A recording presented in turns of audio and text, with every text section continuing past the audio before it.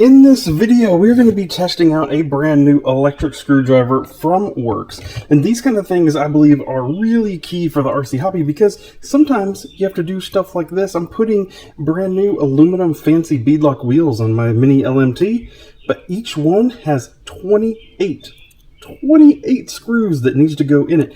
That's 112 screws to do the whole truck. Oof, my hand would be tired. That's why these things are important. I'm going to give this a charge up, and then we're going to see, does it last? How does it perform as we go through 128 screws? If you're new to the channel, welcome. My name's Troy. This is RoadsideRC. You'll tend to find me bashing or crawling or drifting or racing, plus doing product review videos and how-tos. We're going to start by getting this thing out of the box and seeing what's all included inside of it. I do like that it comes with this little handy-dandy carrying case. Pop that open and you will see the main tool itself right there. You have to turn it on first. It has some charge straight out of the box. We got the light there on the front. We have torque settings, which is awesome. So that way, if you're working on some smaller screws like I'm going to be, we can limit down the screws. It is rechargeable with a USB-C. And then in this case here, we have a quick change drill chuck.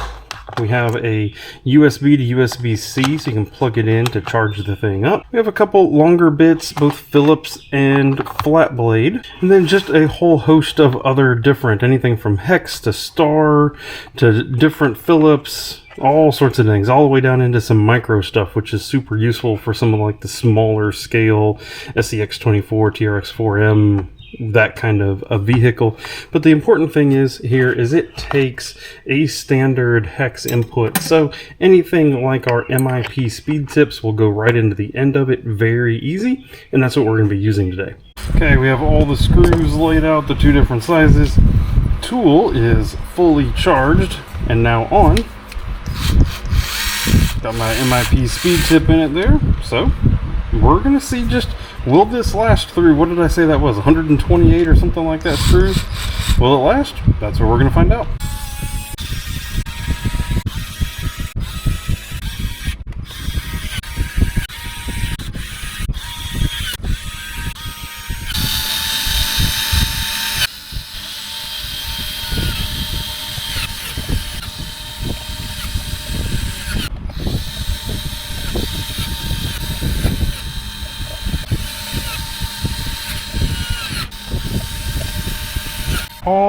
What was that, 128, I forget what the math was. All of them are in, all of them are done, and we never even took one bar off the power meter here. 100% doing great. Now what I did find is if I clicked it down into the 2 torque setting, it was a little bit too little. When we were trying to pull these screws down and tighten them all the way in to get this to snug up these bead rings, it wouldn't quite do it at the 2 torque setting. At the 3 torque setting, it actually worked, I'd say 90, probably 8% well. Of all of these screws, 2 of them, both of which were on the inside, which I think is interesting, stripped. It didn't strip the head here. It's like the screw wasn't the right size, or the threading going into the wheel was not quite right, but honestly I have lost track of which those 2 are. They aren't like falling out or anything. You could just feel it slip just a little bit as it went in. It'll probably be fine. The Loctite will probably take care of it, but that is unfortunate. Clearly, if I'm going to be using, like, working on an X-Max with some 3mm, some M3 screws or something, we have plenty of additional torque here to be able to give it.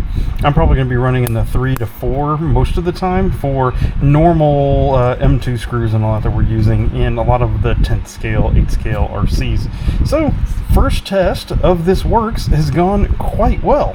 I think I would say probably the only thing that maybe I didn't like as much about this charger, I kept bumping this and getting this to pop out. You have to really get it set all the way in so that it doesn't. Maybe that doesn't really matter very much. Honestly, I could see it probably just going away. And the other thing I noticed was this, how much this button is recessed.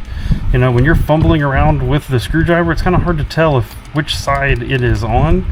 It'd be nice if this was raised just a little bit more so it was very easy to find the button. I found myself having to look down, physically look down and to find the button. I'll probably just get used to it over time, and I'll probably be able to find it easier. Even just as I used it today, it did get easier. Overall, I mean, 10 out of 10, I guess. You know, 9 out of 10, 10 out of 10. This thing seems to work great. If you are in the need for a market of one of these, then I'll have a link down in the video description to where you can get it. If you have any questions about how I've used it or anything else like that, please leave them down in the video comments. I'm going to keep using it. So obviously longer term test is required for it. I'm going to keep using it. Just one test of 100 and something screws is not a full definitive test. So if you've seen that this video is published, I don't know, 6 months ago or something like that, shoot me a note down in the comments and ask how it's doing now, and I will give you the honest answer. Thank you, folks. Have a good day. Hope to see you in another video. Goodbye.